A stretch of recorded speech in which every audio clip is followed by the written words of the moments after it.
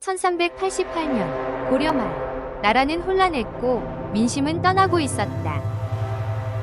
명나라를 치자고 주장하는 우왕과 최윤. 하지만 이성계는 반대했다. 결국 이성계는 출정을 명받고 압록강을 향해 나아간다. 위화도에 도착했지만 악마와 병사들의 피로가 그들을 덮쳤다. 병사들 사이엔 두려움과 회의가 퍼져갔다. 이 전쟁 해선 안 된다. 돌아간다. 이성계가 개경으로 돌아오자 백성들은 환호했다. 우왕은 폐위되고 최영은 유배되었다.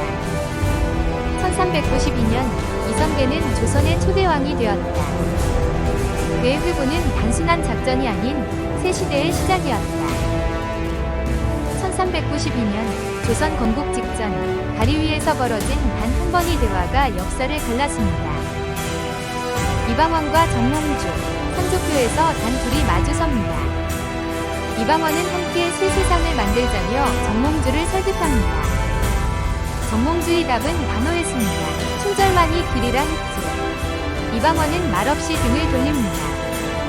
며칠 뒤 정몽주는 선조교에서 피살됩니다. 삶은 끝났지만 그의 충절은 역사에 남았습니다. 이방원은 결국 조선을 연 권력의 핵심이 되죠. 그날 다리 위의 대화는 충성과 야망의 경계선이었습니다. 조선의 심장이 된 곳은 어디일까요? 새로운 조선의 수도를 찾는 태조 이성계. 수많은 후보지 중 태조가 선택한 곳은 한양이었습니다. 산과 강으로 둘러싸인 천혜의 요새, 한양의 지리적 이점. 1394년 10월 한양 천도 단행, 새로운 수도 건설이 시작됩니다.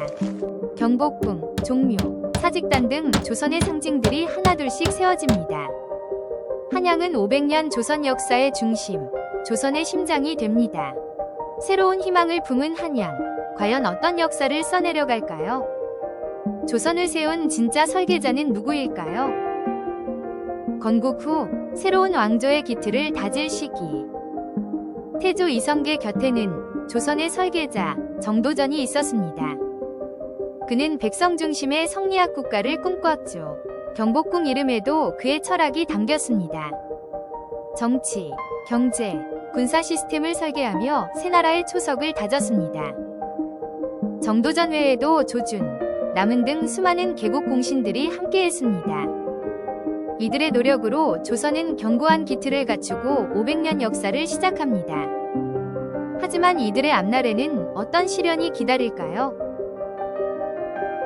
핏줄도 끊어버린 왕좌의 비극. 그 시작은 새로운 조선, 왕위 계승 갈등이 깊어집니다. 정도전은 세자 이방석 중심의 재상 정치를 꿈꿨죠. 개국 공신 이방원은 소외되며 불만을 키워갑니다. 태조 병환 중 정도전 측은 왕자 제거 음모를 꾸미는데 이방원 한 발 앞서 사병으로 기습 공격합니다. 결국 정도전 등 핵심 공신과 세자 이방석마저 희생됩니다. 이것이 제1차 왕자의 난, 조선 왕실의 피비린 비극. 태조 이성계는 이 사건으로 어떤 고뇌를 겪었을까요? 왕의 사랑을 받은 두 여인, 그 운명은? 조선 태조 이성계 곁에는 두 명의 특별한 여인이 있었습니다. 첫 번째는 고향에서부터 함께한 신의왕후 한씨, 힘든 시절을 지탱해준 조강지처였죠. 두 번째는 세수도 개경에서 만난 신덕왕후 강씨, 이성계의 정치적 동반자가 되었습니다. 이성계는 강씨를 특별히 사랑했고 조선 건국 후 그녀를 첫 왕비로 삼았습니다. 하지만 두 여인의 자녀들 사이엔 피할 수 없는 왕위 계승 갈등이 시작됩니다. 특히 신덕왕후의 아들 이방석 세자 책봉으로 비극의 서막이 올랐죠.